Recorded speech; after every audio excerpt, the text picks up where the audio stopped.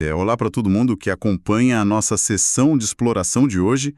Eu tô super animado para o nosso papo. Olá, pessoal! Eu também estou muito empolgada porque o tema de hoje rende, viu? Rende muito. A nossa missão aqui, o nosso objetivo principal hoje é tentar resolver um dos maiores pesadelos do mundo corporativo e acadêmico. Nossa, pesadelo é apelido. Pois é, porque quem está ouvindo a gente com certeza conhece aquela sensação horrível de entrar numa sala de reunião ou, pior ainda, conectar numa daquelas chamadas de vídeo agendadas para durar 2 horas, né? Sim, e ser imediatamente esmagado por uma avalanche de gráficos. Exato. Textos miúdos, planilhas intermináveis, ninguém aguenta mais isso. E o nosso material de base de hoje vem de um lugar muito específico. Ele vem da quinta e última semana de um curso chamado Persuasão e Presença para Gerentes de Programas e Projetos. E é um título bem direto ao ponto. Muito. E o foco desse módulo final, que nós vamos dissecar aqui, é uma ferramenta desenhada para misturar presença de palco, argumentos lógicos e uma mensagem emocional forte. Tudo para acabar de vez com essas apresentações que não convencem ninguém. É um tema incrivelmente pertinente, especialmente para o pessoal que atua no gerenciamento de projetos. Porque, e eu acho importante a gente frisar isso logo de cara, o que nós vamos discutir aqui vai muito além de apenas transmitir informações. Certo. Trata-se de como gerar uma ação tangível. O objetivo é pegar aquela montanha assustadora de dados brutos e transformar isso na mensagem persuasiva perfeita. Respeitando o tempo de todo mundo, né? Principalmente, respeitando a capacidade de atenção de quem toma as decisões, e o princípio fundamental que ancora essa técnica é entender a diferença abismal que existe entre falar e ser compreendido. E é engraçado porque, no desespero para demonstrar competência, muitos profissionais assumem que mais dados significam mais persuasão. Tipo, olha o tanto que eu trabalhei. Exatamente. E o material do curso quebra essa ilusão de uma forma muito, muito contundente. Bom, para a gente entender a eficácia da solução, a gente precisa olhar de perto para o problema. E o texto descreve esse problema com uma precisão que chega a ser dolorosa, de tão real. Dá até um gatilho, né? Muito. Vamos imaginar aquele cenário clássico. Um profissional passa semanas fazendo pesquisas intensas, cruzando métricas, estruturando cronogramas e montando o que ele jura que é o documento definitivo. O famoso fichário gigante de evidências. Isso, que hoje em dia, na nossa realidade digital, se traduz naquele arquivo com, 120 slides. Sim, e a pessoa entra na reunião com a mentalidade de que precisa repassar cada detalhe. Afinal, na cabeça dela, se as partes interessadas virem o volume de suor e trabalho envolvido, a aprovação vai ser inevitável. Só que a realidade na sala ou na tela do Zoom é bem diferente, né? A pessoa já está lá no slide 42, explicando o apêndice B do gráfico 14. E os executivos estão disfarçadamente respondendo e-mail no celular por baixo da mesa. Exato. Ninguém está prestando atenção. E por que isso acontece? O que é fascinante analisar aqui é a psicologia por trás desse comportamento. Profissionais experientes sabem que esse despejo de dados, esse chamado data dump, é ineficaz. Eles já viram isso falhar. Mas continuam fazendo. Continuam fazendo. E por quê? Porque, na esmagadora maioria das vezes, o excesso de informação funciona como um escudo. Um mecanismo de defesa, totalmente. O apresentador entra na sala com um instinto de autopreservação altíssimo. Ele morre de medo de que um diretor ou um executivo faça uma pergunta super específica sobre, digamos, os números do terceiro trimestre e ele não saiba responder na hora. Ah, entendi. Então a tática de defesa é jogar tudo na tela, levar absolutamente tudo. Isso. O esforço acaba sendo focado no apresentador querendo validar o próprio rigor analítico. Ele quer provar que fez o dever de casa e esquece completamente do que o cliente ou a diretoria precisa ouvir para de fato tomar a decisão. E o resultado disso é que a persuasão cai para zero. Porque o público não quer acompanhar o raciocínio completo desde o Big Bang, né? Eles querem a resposta para o problema que está na mesa agora. Perfeito. Certo. Vamos desvendar isso. Se o despejo de dados é essa tática de defesa que arruína a comunicação, o material do curso apresenta o antídoto, a ferramenta do Elegant Pitch, ou o pitch perfeito, que foi desenvolvida por um especialista chamado Mike Figiolulo. Que é uma metodologia incrível. Sim, e o que chama a atenção imediatamente nela é como ela inverte a polaridade da apresentação. Como assim? Em vez do profissional começar com aqueles dados de base e tentar arrastar a audiência por um labirinto escuro até chegar na conclusão lá no final da segunda hora de reunião, o processo começa de trás para frente. Ah, sim. Ele começa pela pergunta central que o público precisa que seja respondida e logo em seguida já entrega uma ideia central clara, usando apenas a quantidade estritamente necessária de lógica e emoção. E essa inversão que você mencionou é o coração do método. O texto até ilustra isso com uma anedota muito boa do instrutor do curso. A história do professor universitário. Essa mesma. Ele relata a experiência dele de mais de 20 anos dando aula e avaliando todo tipo de relatório possível e imaginável. E a conclusão dele é super taxativa. Qual é? Ele diz que, entre um aluno que entrega um despejo de dados gigantesco, esperando que o professor encontre o sentido naquilo sozinho, e um aluno que formula uma pergunta excelente e vai direto para a resposta, o segundo aluno sempre vence. Faz todo sentido. E essa dinâmica acadêmica se traduz perfeitamente para o ambiente corporativo. Quando um gerente está ali suando frio diante de um comitê de aprovação, o primeiro passo indispensável não é abrir a planilha gigante.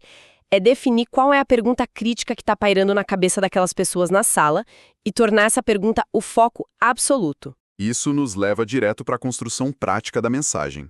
O material detalha que, uma vez que essa pergunta está definida e totalmente cristalina, o próximo passo é criar o que eles chamam de ideia central. Que não é só um título de slide, vale lembrar. De jeito nenhum.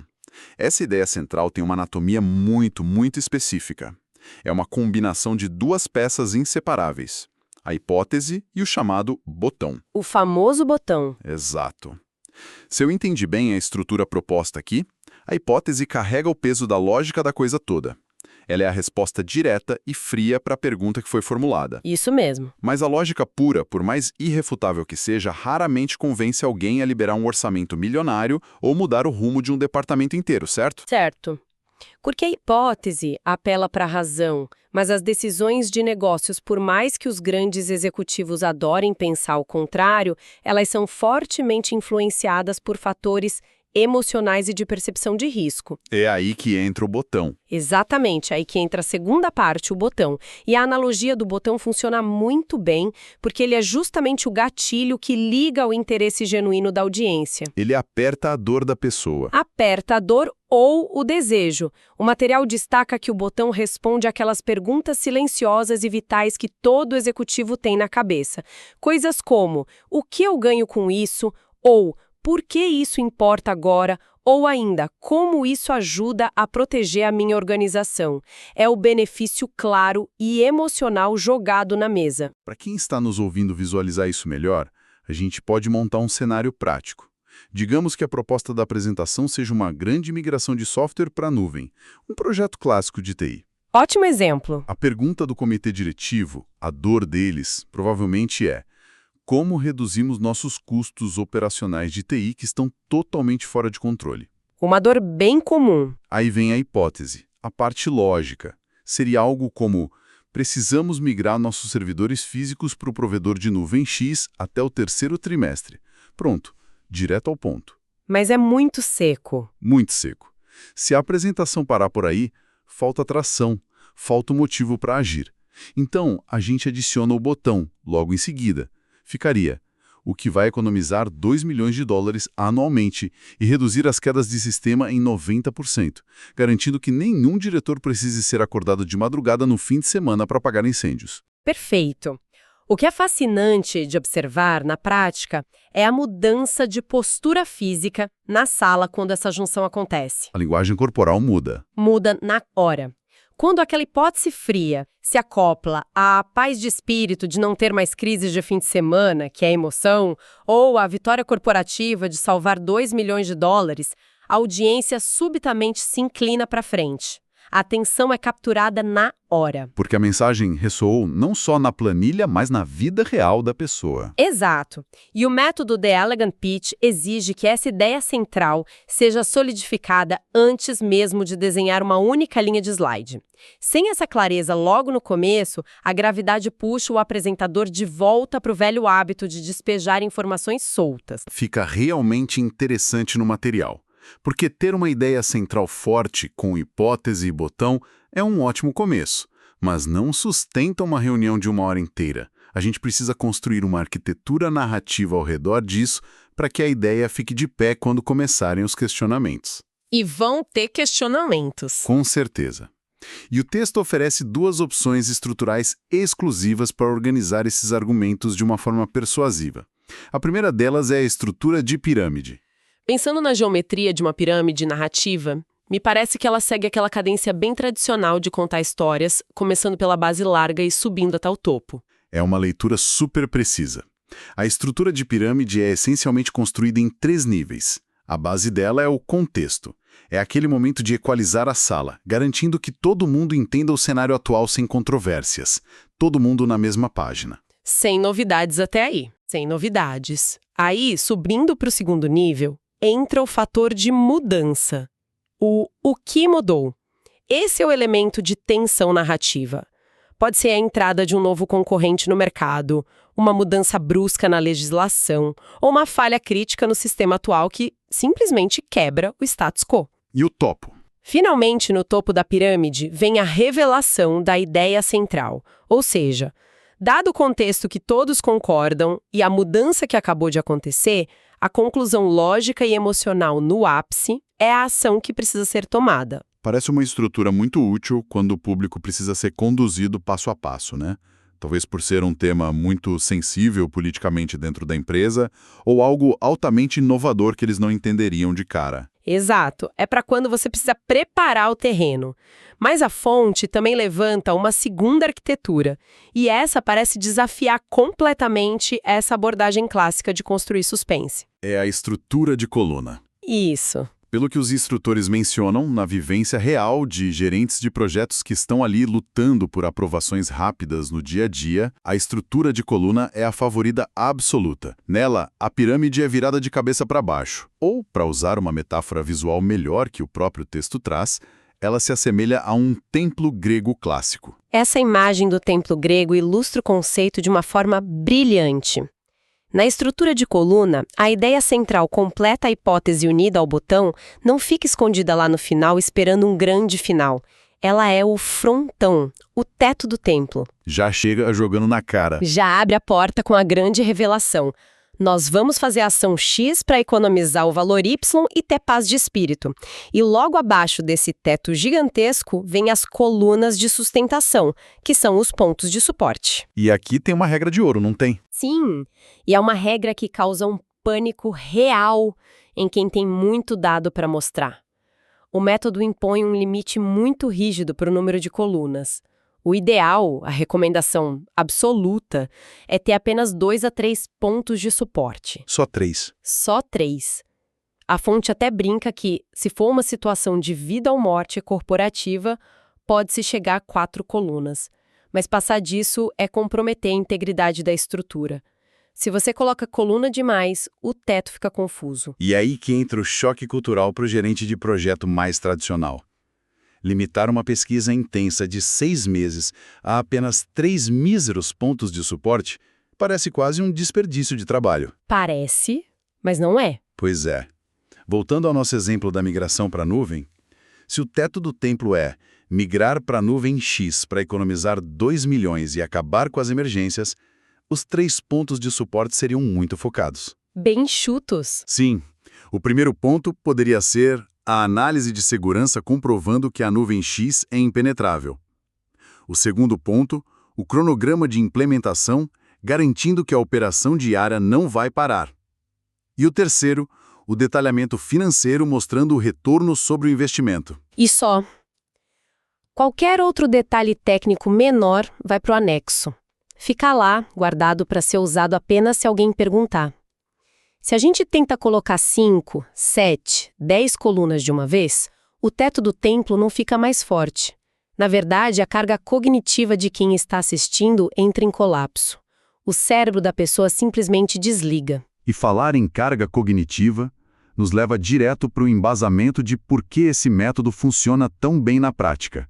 O material explora o que eles chamam de modelo emergente de comunicação. Que é uma equação bastante elegante. Sim, a premissa diz que informação somada a expressões que podem ser as palavras escritas no slide ou a fala do próprio apresentador resulta em entendimento.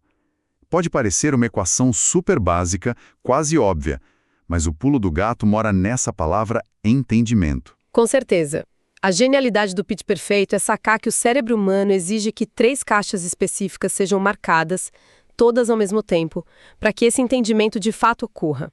Eles chamam isso de tríade do entendimento. Então, destrincha isso pra gente. Quais são essas 3 caixas que precisam ser marcadas para que o público passe daquela passividade toda para a ação real? Vamos lá. A tríade do entendimento é composta pelo saber por quê, o know why em inglês, pelo saber o que, o know what, e pelo saber como, o know how. E a beleza da arquitetura de coluna é justamente como ela mapeia isso de forma perfeita. Como se encaixa? O saber por quê, que é a razão fundamental pela qual qualquer pessoa ali deveria se importar com o que você está falando, é a parte mais crítica de todas. E ela é entregue logo nos primeiros minutos através do botão da ideia central. É aquele benefício emocional que a gente discutiu. Sem o saber por quê bem estabelecido desde o primeiro minuto, a audiência não tem o menor incentivo para prestar atenção no resto. Faz todo sentido. E uma vez que o executivo compreende esse porquê ele deve se importar, como a economia gigantesca e o fim das crises de fim de semana, o cérebro dele naturalmente relaxa as defesas.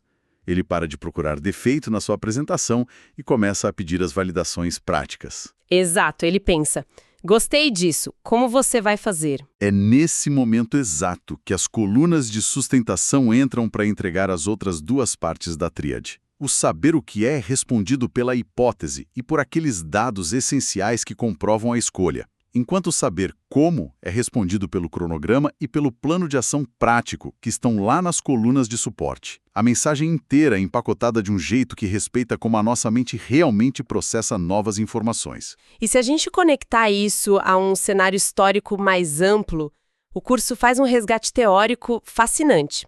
Ao estruturar a mensagem exatamente dessa forma, o gerente de projeto está, na verdade, operando aquela antiga tríade retórica de Aristóteles. Aquela mesma da Grécia Antiga? Sim. Pathos, logos e ethos. O apelo emocional, que é o pathos, está fortemente embutido no botão. O apelo lógico, o logos, está na hipótese e nos pontos de suporte que foram rigorosamente selecionados. E aqui reside um ponto crucial sobre o ethos. Que é a autoridade de quem fala. Isso, a autoridade e a presença do orador. O ethos de um profissional moderno não se constrói mostrando que ele sabe operar 100 planilhas simultaneamente. Isso é ser um bom técnico. O ethos se constrói pela capacidade de sintetizar a complexidade. Quem domina a arte de usar apenas 3 pontos de suporte para explicar um projeto de milhões, projeta uma autoridade imensa na sala. É a diferença entre o júnior que quer mostrar serviço e o sênior que resolve o problema, né? E essa conexão com Aristóteles não é apenas teoria de livro, ela tem um impacto prático e direto no comportamento de quem apresenta. Retomando lá o nosso problema inicial, quando alguém faz aquele despejo de dados agressivo, na verdade essa pessoa está terceirizando o trabalho de encontrar sentido. Terceirizando para o chefe. Exatamente. Ela joga todas as peças do quebra-cabeça na mesa de reunião e cruza os braços, esperando que o diretor executivo monte a imagem final na própria cabeça. Com o pitch perfeito, a narrativa mastiga essa complexidade e entrega a solução num formato seguro. O orador deixa de ser um mero leitor de slides e passa a ser um verdadeiro guia. Ele pega o público pela mão. Pega pela mão e conduz confortavelmente por uma jornada lógica e emocional em direção a uma decisão clara. O cérebro da audiência não precisa gastar caloria tentando adivinhar aonde a apresentação quer chegar, porque o destino final já foi revelado e muito bem sustentado. E é super vital a gente ressaltar aqui que essa abordagem toda de curadoria de informação não invalida de forma alguma o trabalho duro, O grande receio de muitos profissionais ao tentado até esse método, a sensação de que o esforço analítico prévio foi jogado no lixo se não for mostrado na tela. A famosa síndrome do trabalhei à toa. Exato. No entanto, a lição do material não é, em hipótese alguma, trabalhar menos nos bastidores. O cruzamento pesado de dados, as buscas intermináveis por tendências, a análise exaustiva de riscos, tudo isso continua sendo obrigação fundamental de qualquer gerenciamento de projeto sério. O que muda radicalmente com esse método é o propósito desse esforço. O trabalho duro muda de função. Ele deixa de ser o show principal, deixa de ser a vitrine da apresentação e passa a ser os alicerces invisíveis do prédio. O propósito da pesquisa profunda agora é descobrir a verdade absoluta sobre o projeto para então filtrar essa verdade através daquela estrutura enxuta do Elegant Pitch. O foco passa a ser diagnosticar as dores reais das partes interessadas e oferecer a ideia central com o máximo possível de precisão. Ancorado em não mais que 3 colunas, lembrando sempre. Sempre. O resto dos dados fica como uma reserva tática estratégica. Se um diretor mais cético questionar uma premissa, o apresentador tem a resposta na ponta da língua ou no material de apoio anexo. Mas ele não sobrecarrega a apresentação com isso proativamente. É, no fim das contas, o triunfo da curadoria inteligente sobre o volume bruto de dados. E isso tudo levanta uma reflexão muito profunda, sabe? Sobre a real natureza da influência no nosso ambiente corporativo de hoje. Porque, pensa bem, se a ferramenta exige que a esmagadora maioria da nossa pesquisa exaustiva seja intencionalmente deixada do lado de fora da sala de apresentação, Sim. se o método dita que a montanha de dados deve ser ocultada para dar espaço a apenas uma ideia central e 3 colunas de suporte quaisquer, qual é, no final das contas, o verdadeiro papel de toda essa informação excedente que a gente produz? É um paradoxo formidável. O profissional moderno passa 90% do tempo de trabalho dele gerando dados que, no momento decisivo, ele escolhe não projetar na tela. Exato. Talvez a gente possa pensar nisso como a matéria escura da persuasão. Matéria escura? Gostei do termo. Sim. Pensa na astronomia. A matéria escura não pode ser vista pelos telescópios, mas os cientistas sabem que ela está lá, porque a força gravitacional dela é o que mantém as galáxias unidas. Na comunicação corporativa, os dados ocultos funcionam exatamente da mesma forma. Que baita analogia. A verdadeira persuasão não emana necessariamente dos números coloridos que piscam no slide. Ela emana da postura física, do tom de voz calmo e da segurança inabalável de quem sabe que tem todas as respostas, mesmo sem precisar esfregar isso na cara de ninguém. É uma confiança invisível, né? Que permeia o ambiente inteiro. Perfeitamente. Quando um apresentador escolhe a contenção em vez do excesso, a audiência subconscientemente percebe que está diante de um mestre do assunto e não de um novato inseguro tentando provar o próprio valor com 100 slides. Essa percepção da autoridade silenciosa é realmente transformadora, porque o excesso de slides, ironicamente, acaba denunciando a insegurança de quem fala. Já a brevidade e a precisão comunicam um poder e uma clareza absurdos. E essa é a mudança de paradigma que qualquer pessoa que lida com dados complexos precisa abraçar de vez. Fica claro que a ferramenta mais letal em uma sala de reuniões hoje não é ter acesso ilimitado a informações. A internet inteira tem isso. Com certeza. A verdadeira ferramenta letal é o domínio absoluto sobre o que deve ser deixado de fora da sala. E eu queria deixar uma provocação final que surge naturalmente de toda essa nossa análise. Na próxima vez que a tela do computador estiver em branco, pronta para a criação de mais uma apresentação decisiva, vale a pena a gente parar e questionar se aquele impulso incontrolável de adicionar mais um gráfico, mais um slide, é realmente para ajudar a audiência a decidir melhor, ou se é apenas para acalmar os próprios nervos de quem vai apresentar. É uma reflexão que muda o jogo. Muda completamente. A arte de persuadir, no fim das contas, reside tanto na força do que é dito, quanto no poder daquilo que é intencionalmente silenciado. Agradecemos muito por nos acompanhar em mais essa análise profunda de hoje, dissecando as engrenagens da comunicação. Até a próxima sessão de exploração, pessoal. Até a próxima. Tchau, tchau.